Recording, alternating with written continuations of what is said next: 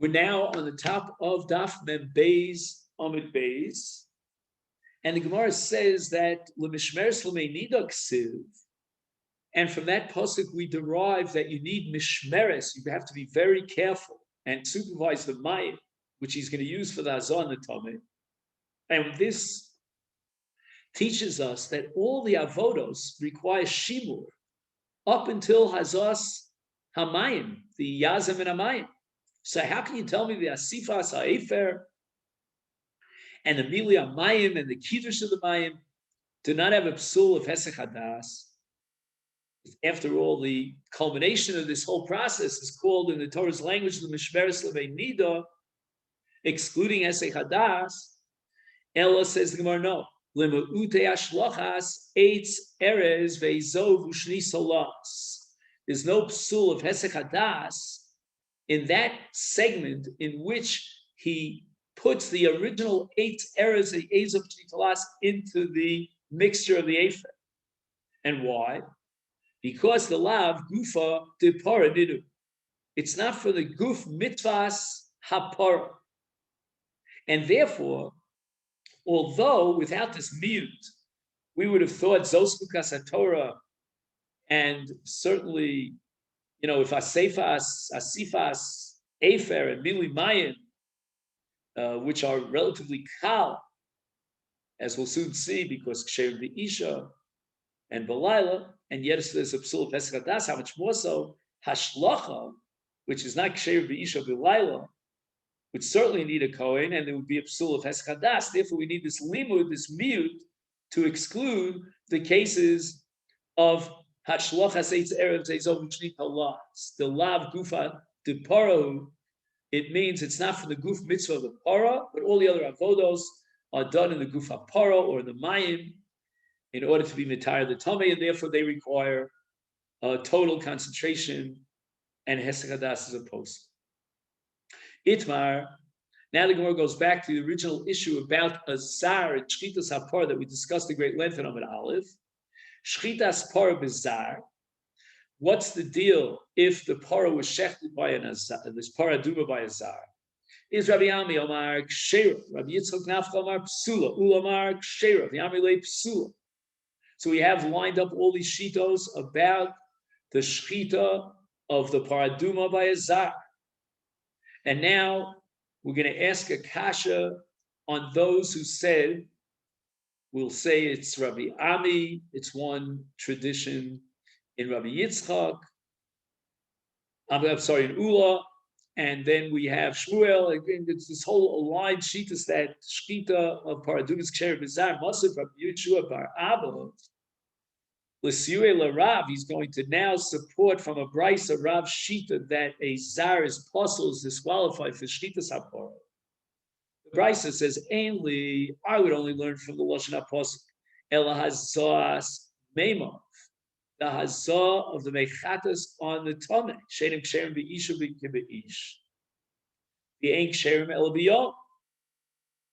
The hazah itself requires an ish, and this we derive from the pasuk. It says, "V'lakach ezo v'taval b'mayim ish tahar v'hisa, ish tahar v'hisa, ish v'lo isha," and Lila is excluded because the pasuk says, "Hu yischata bo bayom hashlishi," and minayin l'rabos shchitasa v'kabolas dama v'azas dama usreifasa v'ashlochas eitz Erdes, Beizov Ushni Salas, El Tov Sreifa Sapar.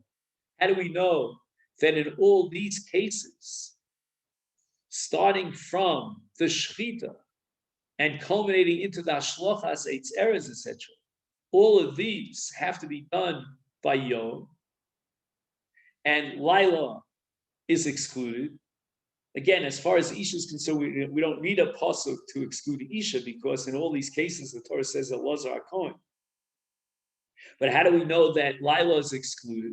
Talmud Lomar, it says at the end of the parasha, it says Zos Kukas HaTorah, and when it says Torah, we interpret that as Torah Achas L'chol Avodos.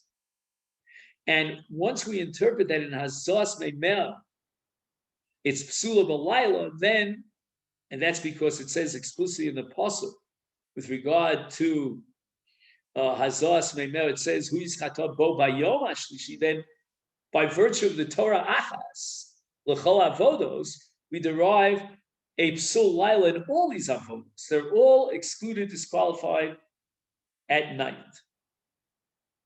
Yachal, I might think shani marbe es asifas afara umilui mayim v'kiddush. When he mixes the afer into the water, he has to do it only b'dafka by day, like the Hazas Meimer. So we have on the one hand a ribui of Torah to equate all the avodas. So on the other hand, we have a miut of zos lukas Torah, and the word zos is mashma miut, and it's going to teach me that the psul laila, the disqualification of night, doesn't apply to asifas para, umilui mayim v'kiddush. They're all sharing balayla. So the Gemara says umara isa. In other words, you have here a ribui of Torah. You have a miut of zos. Torah is counting to be marbe all the avodos, that they should be equal and have one indivisible, uniform din. Zos is coming to explain that we have to exclude certain avodos that don't have the same din as the other avodos as far as the psul, like Hazos Mayim has. So Mara Isa, why you be marbes elu? You're telling me that shchita kabal sadam, Hazos domos, reifosa, shlachas eitz, eres vezov shnitolas, they're all included under Torah, and the dinim of all the above is equal to Hazos Mayim, and therefore the apostle line. Ula hotzi es elu, but you're excluding asifa sapar, milu amayim, kiddush amayim from the word zos. I mean, what's your logical distinction? And the Gemara answers, actually it's the Brisa itself that gives the answer. Achar sheriba kosev u'miet, since the Torah has both a ribui of Torah and a miut of the zos, and the Torah was not specific. So we have a principle of Mosran Chachamim, Mosran HaKosev L'Chacham. The Torah, in its ambiguity, is transferring this into the domain, the ballpark of the Chachamim, giving them their authority to determine what's right and what's proper. And here's the logic that compels the Chachamim. Amrit, we learn all the avodas of Paraduma. As far as the disqualification of Laila Me'azos Me'meo, that's the pasuk that tells that you need the kashrus requires Yoma, not Laila. And now we want to be married about other avodas that are similar to Azos Me'meo. Ma Azos Me'meo Einom Ksherim Be'ich Be'ich Ve'ein Ksherim El Bayom. We're going to look for a binyan av, and we're going to say that just like Hazos Meimel excludes and disqualifies Isha and Lila, Afani Avi in the context of the Ribui of Torah, I'm going to compare other things which exclude an Isha. And I'm going to conclude that they are disqualified at night. Now, what's going to exclude an Isha? He says, Afani Avi, Shitasa, Kabbalas Dama, Hazas Dama, Seifasa, Shalchas Eitz, Eres, Be'ezov, Shnitolas, Hoil, they have a very striking similarity, a resemblance to Hazas Meimel, She'en Ksherim Be'isha Ke'ish. Because again, the pasuk in all these cases refers to Elazar or Kohen, to the exclusion of Isha.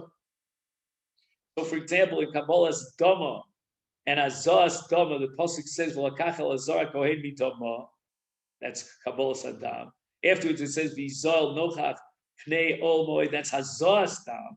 And in Sreifah it says Kohen. V'saraf es haparol leinov, meaning leinov shel Elazar in the previous pasuk. Hashlachas eitz eres ezo siv Kohen.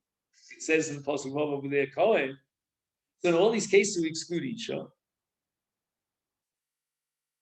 And then,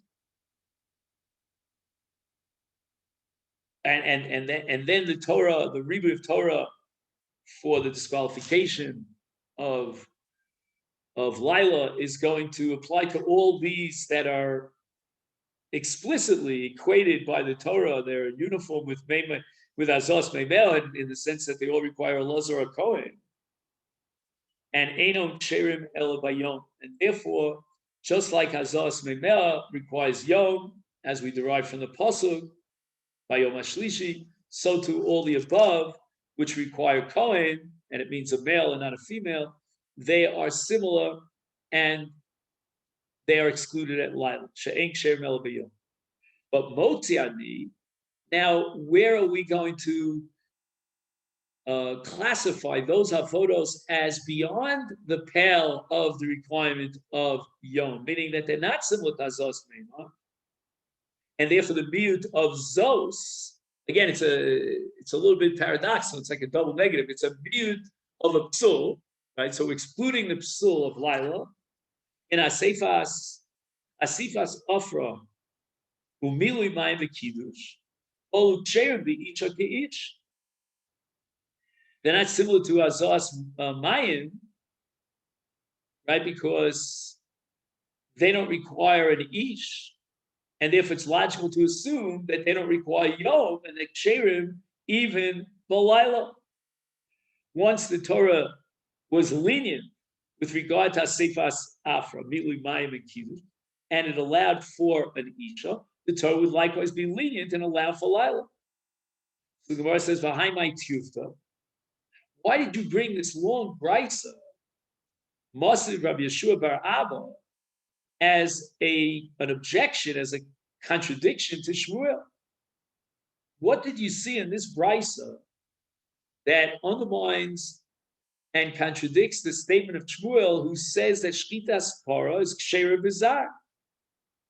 Elam, if you're going to tell me that your kasha is Bida Psulin, Be'isha, since the brisa lists it as one of the avodos that are disqualified in the case of an isha, so therefore you're going to assume if so facto psulim nami bizar, we have to be more strict and raise the bar, and we have to exclude a zar, and that's against Shmuel, who says that shchita is ksher bizar. That's not a kasha. Why?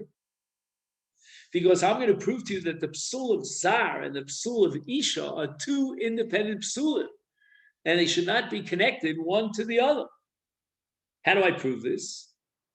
It says, Hazas meimea tochia shepsulim be'isha uksherim bezar.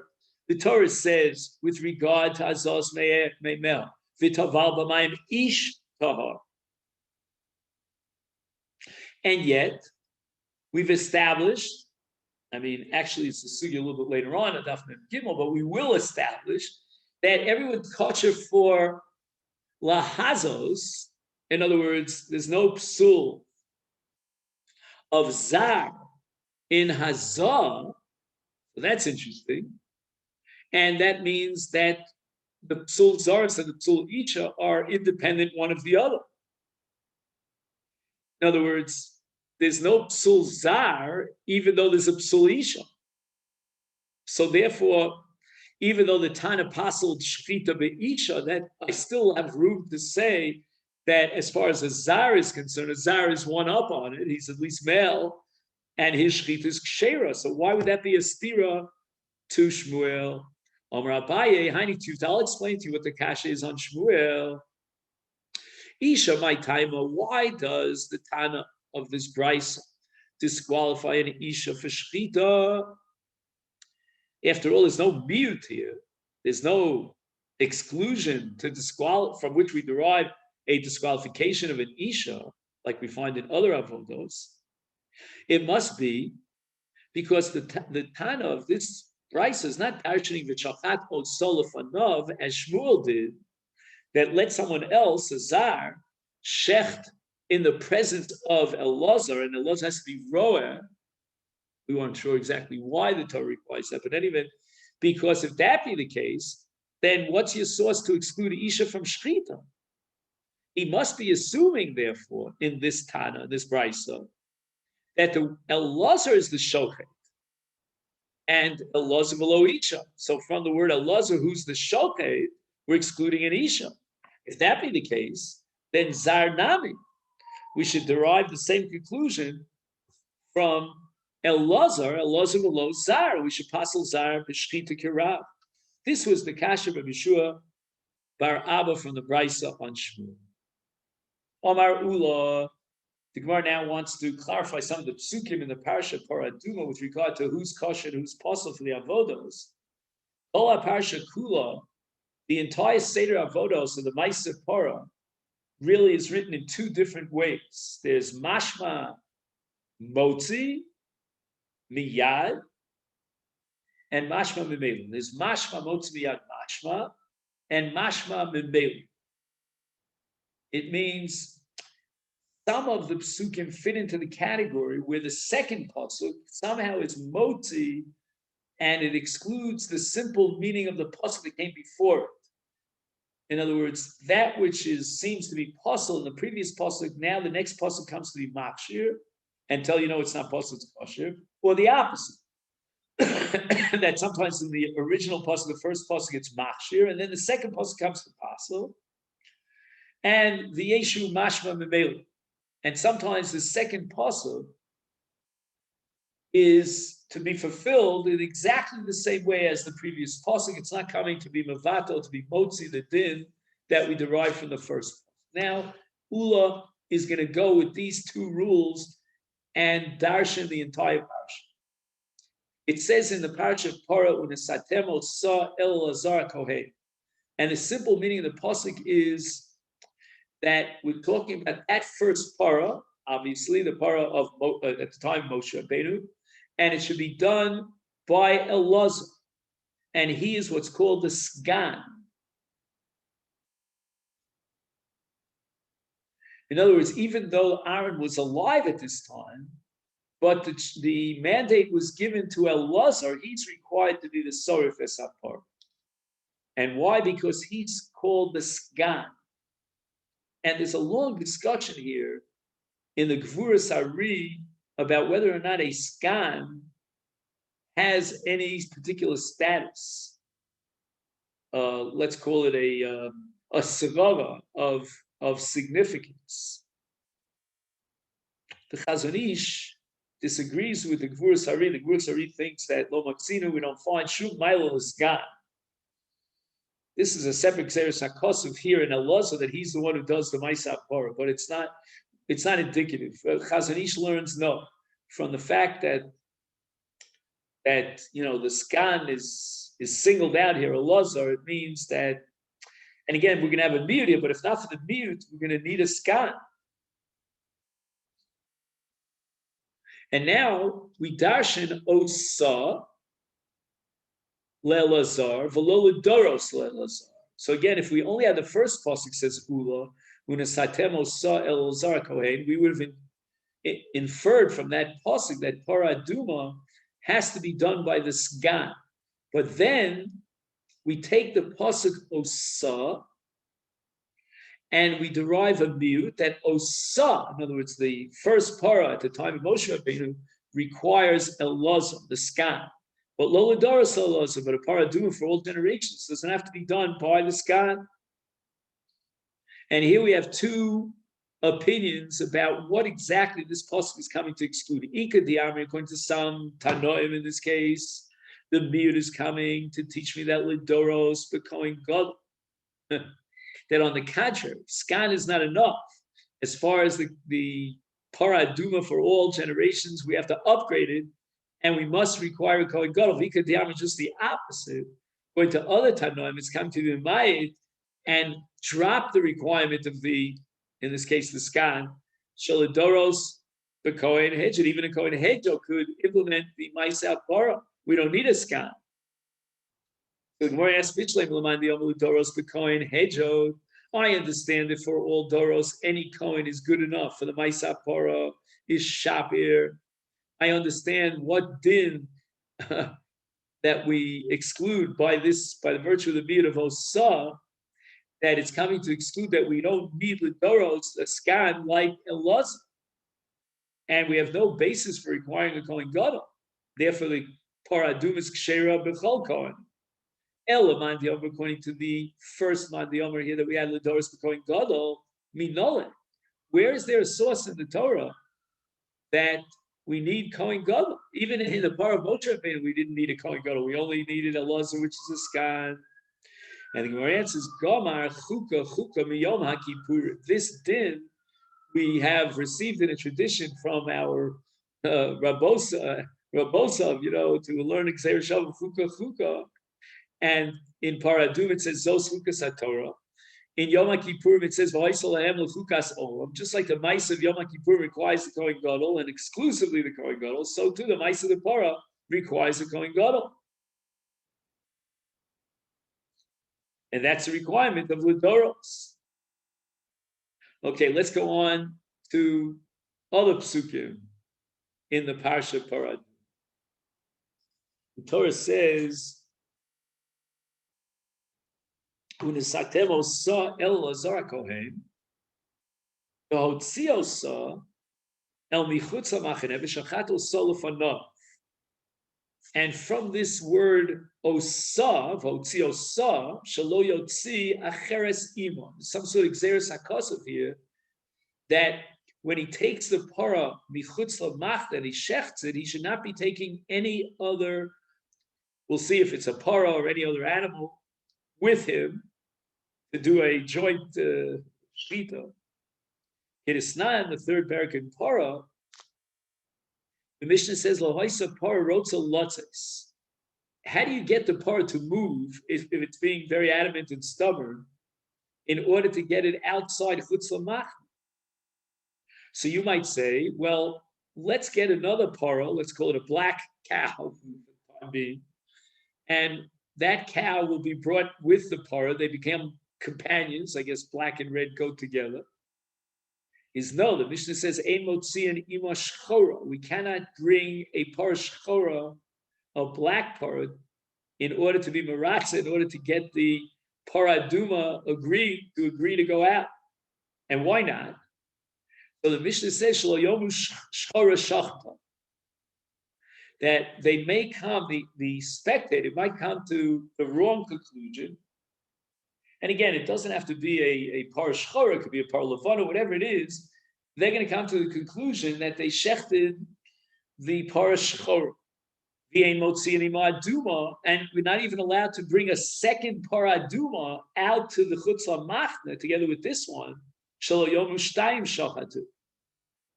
I mean, the spectator might come to the mistaken impression, it's a critical mistake, that he can shech two paras, because the law is that if he shechts another parah together with the parah duma, then the parah duma becomes psula. That's the Kabbalah that we have, that kol molocha nasis im avodas hapara al yidei osek ba poslos osa. Any malacha whatsoever that the osek does and implements at the time that he's doing the avodas hapara, passes the avodas hapara, and the Gemara Daf Mem Gimel is going to derive this from a pasuk v'shachat osa shelo yishchot acheres ima b'shosha shachat. Rebbe Omer lo men Hashem uzeh. If you're talking about the prohibition of bringing out another parah together with the parah, I don't need your logic that the spectator might misinterpret it and so forth and so on. The Torah says, "V'hotzi osa levada." This is Xeris HaKosov here. The Torah says, "Take her out, her and only her. You should not bring out another parah with her." Gemara asks now Akash b'Tanakama. He says the logic is that shelo yomru shtayim shechato haksiv osa. Osa means levado, like Rebbe. Why does he need and feel compelled to give a reasoning of shelo yomru shtayim shachatu? So the Gemara answers, Man Tanakama. Who is the Tana that added this explanation, that logic of shelo yomru? That was Rabbi Shimon. The Darish, he has a drasha of Taimi the Crow. This is Rabbi Shimon Shita in many sugyas in Shas, the Daishina and Taimi the Crow, that if we can somehow read the parsha and come up with some logical explanation and rationale that underlies the mitzvah or the din, that's what we have to do. And that's Rabbi Shimon's methodological assumption all over the show, all over the shots. And we don't just say, well, there's a get or a din. We try to look into the reasoning behind the din. And if we could give the reasoning behind the din, then it could have an impact, halacha l'maisa, as we'll see here. So again, even though the pasuk says exclusively osa shelo yotzi acheres ima, nevertheless, Rabbi Shimon is going to explain the reason for that is shelo yomru shchora shchato or shelo yomru shtayim shchato. My beinayu. What is the difference between shelo yomru or simply Rebbe's miyut of v'shachet osa? Ika beinayu. The difference is going to be, and this is on Mem Gimel and Aleph, the apik amor ba'adeh. What happens if he takes out a donkey together with the parah? If you hold in Tanakama, the logic and the reasoning in time of the Krov of Reb Shimon, Shem Yomu Shchora Shchoto, O Shem Yomu Shtayim Shchoto, we don't have a chash in this case. Everybody knows that we're going out now to Shech the Parah, we're not going out to Shech the Chamor. Right? We don't Shech the Chamor. And therefore you'd be allowed to bring a Chamor with, but according to Rebbe, that it's Xeris HaKosav of a Osa, that we can only bring Hol of Hadah, that Issa will apply even in a case where he's Motzi Ima Amor. So this is, we're going to stop here on the top of Daf Mem Gimel Amid Al. Wishing you a great day.